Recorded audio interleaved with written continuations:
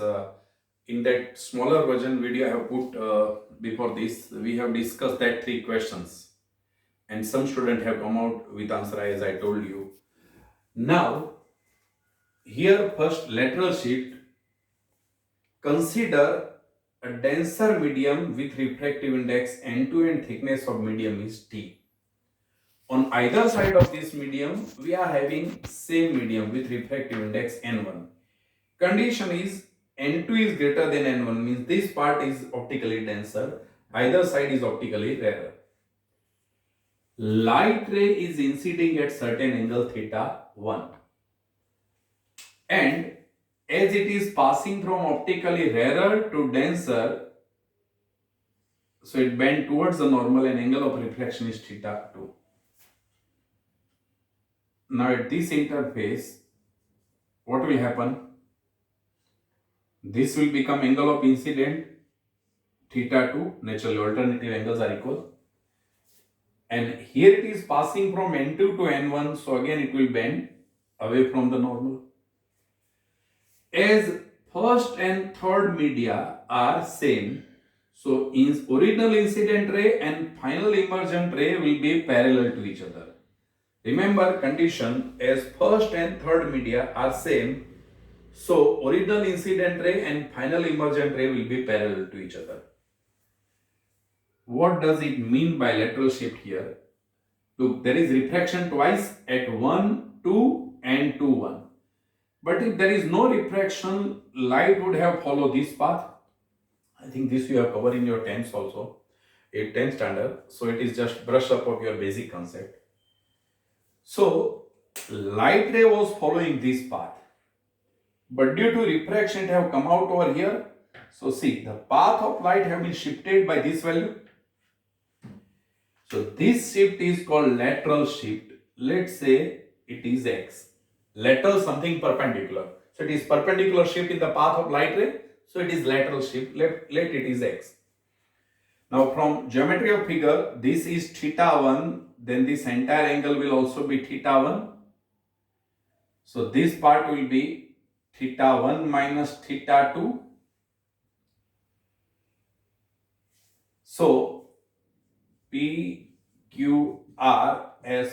so RS is lateral shift, and by following geometry of figure, can we say that so PQ is hypotenuse of this triangle? So can you say that I want x, so sine of theta 1 minus theta 2, this part, PRS triangle, sine of theta 1 minus theta 2. Opposite, that is what you required, lateral shift, x by hypotenuse, that is PR.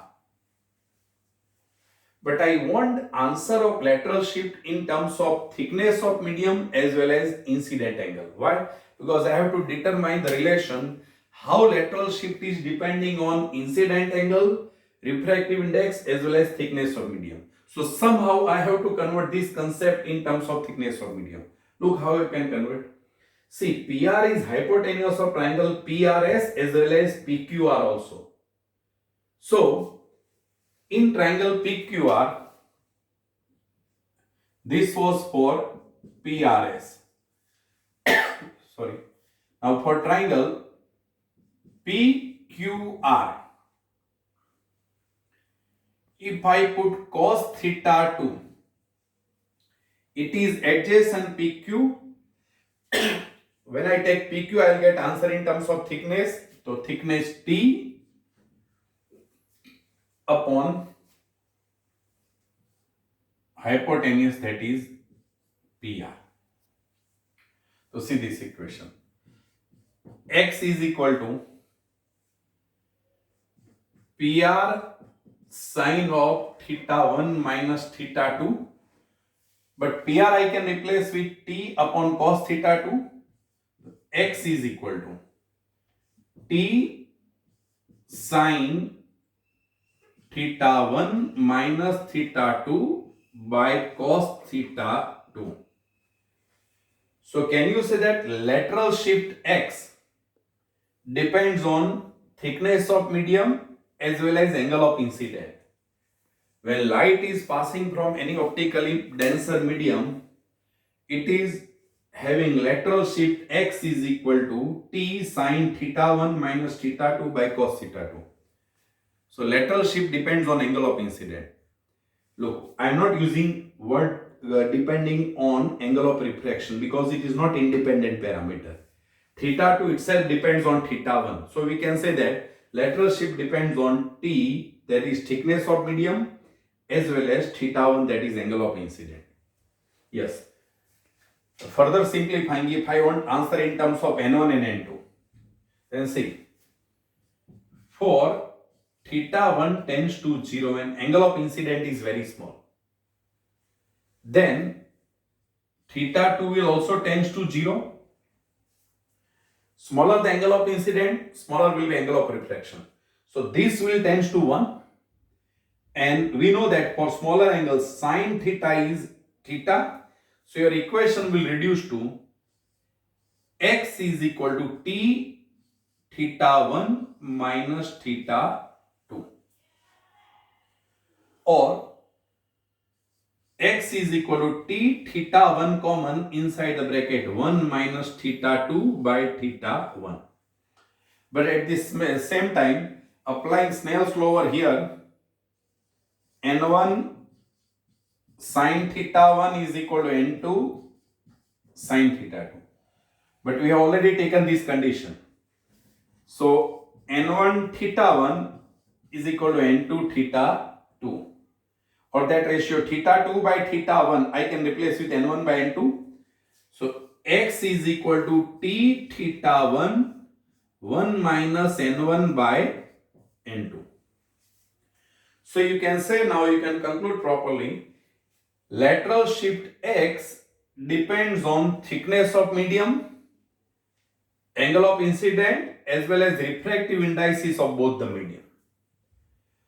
From this equation, it depends on t as well as angle of incident theta 1. Here it depends on thickness, angle of incident, as well as refractive indices of both the medium. Yes. Now, consequence of lateral shift is apparent change in height and depth. And this particular concept I am going to elaborate in a lots of manner. I'll give MCQ once I'll complete this topic only. Because you are supposed to solve lots of question of change in height and change in depth. Yes, we'll continue with that. Yes. Now, as a part or consequence of refraction, change in height and change in depth. Look, this is a common experience and you have studied in your secondary schooling also. If I am having a dot on a white paper, when I keep a glass plate, that dot appear elevated because of refraction. So, how it occurs? Consider a denser medium with, let's say, depth h. A point-like object O is kept at bottom. Light ray from this point-like object is inciding over here, normal to this surface. Light ray, let's say, have incident at angle theta 1. This medium having refractive index, let's say, n1, and this medium have refractive index n2, such that n1 is greater than n2. n1 greater than n2, which means light is passing from denser to rarer medium. Here light is passing from denser to rarer medium, so naturally bends away from the normal. It is bended away from the normal at angle theta 2, and here it have been observed by one observer. This is observer side. So when observer is observing the light, or observer is observing the light ray, it is coming to the observer eye by already bending. But what is human sensation for propagation of light? We always feel that light travel in a straight line. Although it is coming to eye by having bending, but we always feel that light travel in a straight line. So I'll draw another normal from this point. And when I extend this light ray in a backward direction,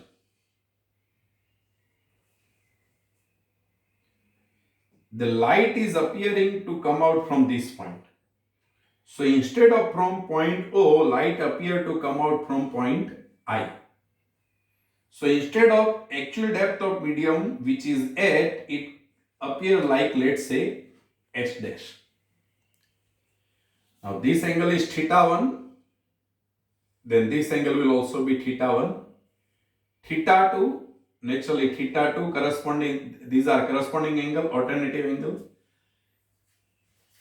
P, O, R, and this point is I.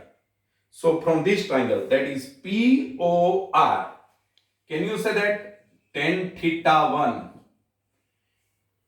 is equal to PR by H, opposite by adjacent? And in this triangle, PIR, tan theta 2 is equal to PR by H dash. So if I take ratio of these two equations, tan theta 1 by tan theta 2, what it will be? Tan theta 1 by tan theta 2, H dash by H. H dash, apparent depth of the object. H is actual depth of object. Now for small angle, tan can be replaced with sine. So same equation, instead of tan theta 1 and tan theta 2, I can write down as sine theta 1 by sine theta 2 is equal to H dash by H. Because for theta 1 and 2 tends to 0, tan theta 1 is approximately sine theta 1 and tan theta 2 is approximately sine theta 2. So we will come to this equation. Now at the same time, as per Snell's law, n1 sine theta 1 is equal to n2 sine theta 2. So sine theta 1 by sine theta 2, I can replace with n2 by n1.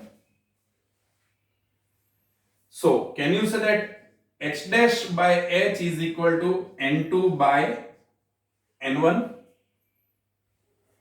Here h dash is apparent depth while h is actual depth. n2 refractive index of rarer medium, n1 refractive index of denser medium. But you won't remember, in general you won't remember n2 as a refractive index of rarer medium and n1 as a refractive index of denser medium. Remember one common formula, h dash, that is apparent depth. I'll write down apparent value. Okay, instead of apparent depth, I have used the word apparent value. By h, actual value, is equal to n2 is n of observer. Means refractive index of medium where observer is. And n1 is the refractive index of medium where object is. So n of observer by n of object. Due to space limitation, I am writing observer and object. So what is your in general formula? Apparent value by actual value is equal to n of observer by n of object. When I have written value, means this is applicable to more than one concept. It is applicable to height, depth, velocity, or even thickness of medium. Apparent value by actual value, n of observer by n of object. It can be apparent velocity by actual velocity of object. N of observer by n of object. It can be apparent depth by actual depth. N of observer by n of object. Apparent height by actual height. N of observer by n of object. So it is in general formula. Apparent value. When I say value, it is height, depth, velocity, thickness. Apparent value by actual value is equal to n of observer. N of observer means refractive index of medium where observer is, divided by n of object. N of object means refractive index of medium where object is. Now special case of this, let I am taking n2, second medium 1. second medium having refractive index 1, air, and N1 I am taking N. So can you say that H dash by H is equal to 1 by N? Now see the figure. Actual depth was H, but object appear at H dash. So by what it have been elevated? It have been elevated by this much value. So change in depth delta x, is it equal to H minus H dash? Again I do repeat, actual depth was H, but it appear at H dash. So it have been elevated by this much value, delta x. Actually object was over here, but it appear over here. So it have been elevated by delta x. So delta x will be H minus H dash, or it is equal to H minus H dash is H by N. So can you say that upward shift will be H inside the bracket 1 minus 1 by N delta x, which means whenever we are observing an object from air, if object is in a medium having refractive index N at depth H, whenever we are observing an object which is at depth H in a medium having refractive index N and we are observing from air, then the apparent shift in the position of object will be delta x is equal to H 1 minus 1 by N. Now on base of this, you will have some question in group, you have to solve that. And again I do repeat, please try to solve the question. Don't be too much idle in this lockdown time. You have to utilize, you have to strengthen your physics, not only physics, all possible subjects, chemistry, maths, biology, whatever your group is. So whatever questions I am keeping in group, please try to solve that. If parents are observing that, make sure that your children are solving the questions. We'll continue with some questions.